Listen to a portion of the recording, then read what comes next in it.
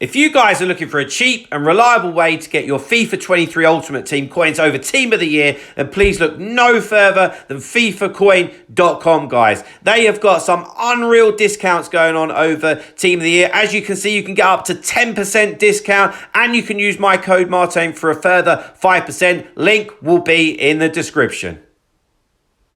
Hi guys, Martin88 here, and welcome back to another FIFA 23 video. And today I am showing you some more tactics, some 5-2-1-2 tactics. You see on screen there, my rampage up through the divisions is continuing up to Division 1 now. And this tactic played a crucial role in it. Okay, and let me explain why. You might be wondering, why aren't you in the Elite Division? I had a lot of personal stuff at the beginning of FIFA 23, and it's just, I probably didn't even start playing Rivals particularly until about November, so kind of just doing like a division a week, if you will. So let's get straight into these 5-2-1-2 tactics, all right? They're tactics that I really enjoy as an alternative, okay?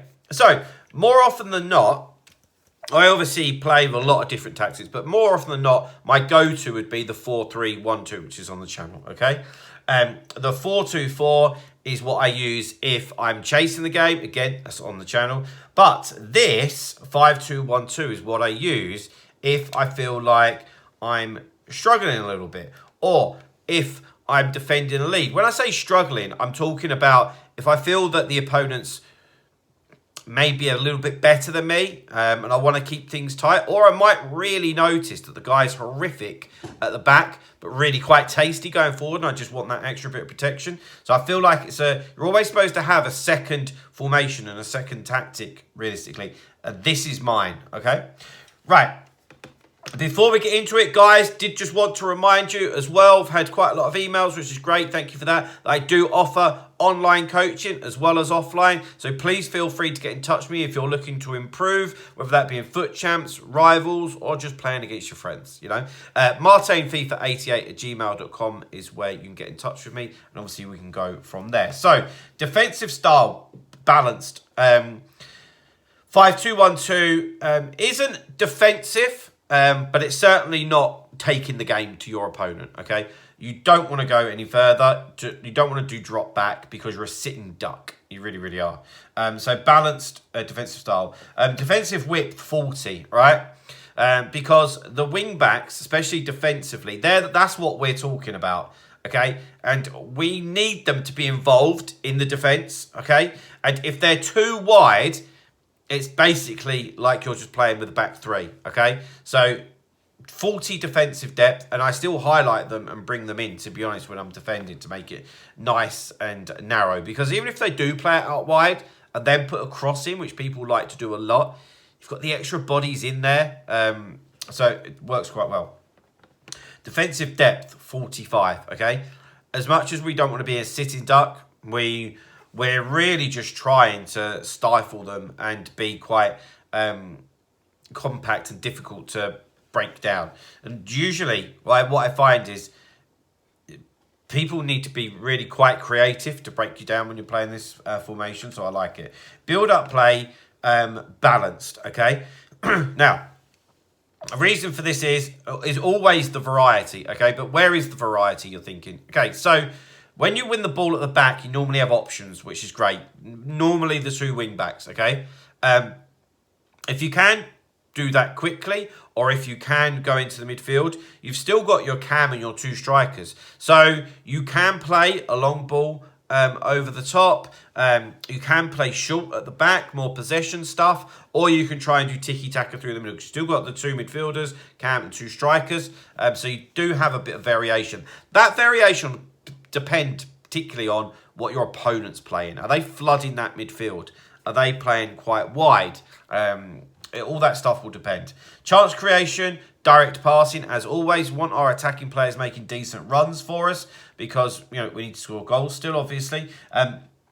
Offensive width, 50. Let's just leave that alone. Players in the box, I have just on 5. Corners and free kicks, 2 each. Right. Now, this is what makes the formation more than anything, okay? So, you can see it's my secondary formation because some of the positioning of the players aren't ideal, to be fair. If I was going to play this from the start, it'd be a little bit different. But you have to go with what you've got, don't you? So, at the back, these three are stay back while attacking, all right? What you'd ideally want is for the left centre-back and the right centre-back to be able to play, to get on the ball, okay? So, Tavernier works beautifully at right centre-back. Like, left centre-back, for me, if I could handpick somebody, you'd be looking along the lines of Theo Hernandez, Alphonso Davies, that sort of thing.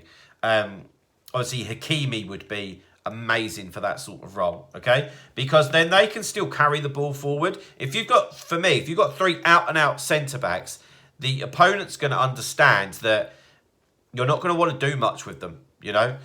So having that adds to the attack, all right? And changes it from what I call being a sitting duck to being a little bit more offensive.